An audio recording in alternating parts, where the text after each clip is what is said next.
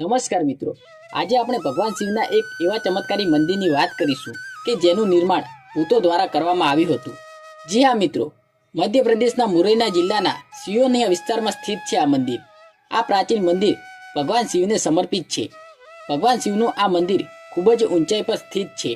હજારો વર્ષો જૂના આ મંદિરમાં તમને દરેક હિન્દુ દેવતાની મૂર્તિઓ જોવા મળશે, પરંતુ ઘણી તૂટેલી મૂર્તિઓ પણ છે। આ મંદિરને કછવા વંશના રાજા કીર્તિરાજે 11મી સદીમાં બનાવ્યું હતું।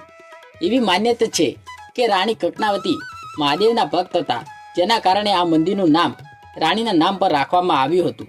આ મંદિર સાથે એક રહસ્યમય વાત પણ જોડાયેલી છે। એવું માનવામાં આવે છે કે આ મંદિરનું નિર્માણ એક જ રાતમાં ભૂતોએ એક સાથે મળીને કર્યું હતું, પરંતુ મંદિર બનાવતા બનાવતા સવાર થઈ ગઈ અને નિર્માણને વચ્ચે જ રોકી દેવું પડ્યું। તો મિત્રો, તમને અમારો વિડીયો ગમ્યો હોય તો વિડીયોને લાઇક કરી દેજો અને અમારી ચેનલને સબસ્ક્રાઇબ કરી દેજો।